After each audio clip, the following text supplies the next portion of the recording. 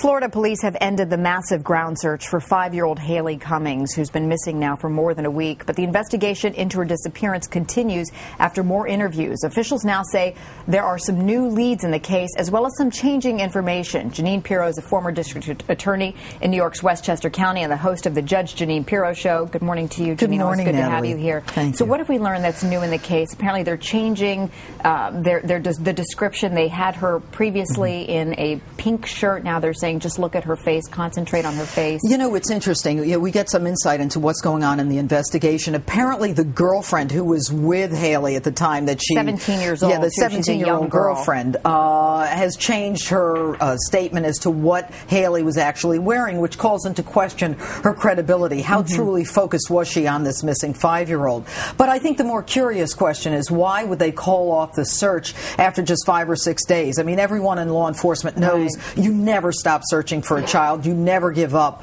which suggests one of several things. Number one, they either know where the body is, or they're looking in a different area, or they've zoned in on a suspect. And law enforcement, to their credit, is playing it close to the vest. That's what they need to do here. And police say that no one has been ruled out having potential involvement in the case. So how closely are they looking at members of the family? We always know that they're generally the primary points of people of interest that they look at. Statistically, you always look at the family, people closest, especially now this girlfriend who was the last one to be with Haleigh at the time. But make no mistake, I mean, in these cases where you're surrounded by 44 pedophiles within a 5-mile radius, they have to look at them as well, and they apparently have. But remember, in the Jessica Lunsford case a few years back, police were questioning John Cooey when Jessica was alive and in the trailer at the time.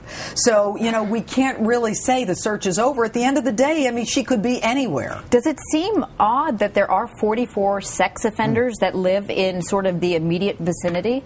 No. And I think that people have this false sense of security that if someone is a registered sex offender, they are protected from them. The bottom line is they shop in the same supermarkets. They you know, go to church and pray in the same churches and synagogues. They live amongst us. They live amongst us. They are our next door neighbors. I know, as a DA, I mean, I used to fight the cluster of them living near schools. We had a level 3 sex offender going to therapy 11 feet from a daycare center. We are not controlling these predators, and we've got to do more to protect our children. Meanwhile, in the Casey Anthony case, there are some 1,100 pages of evidence that are going to be released this week in Caylee Anthony's case, and this may include those first test results of the duct tape that was found on Caylee Anthony's skull. If Casey Anthony's fingerprints are found on that duct tape, does that pretty much seal the case?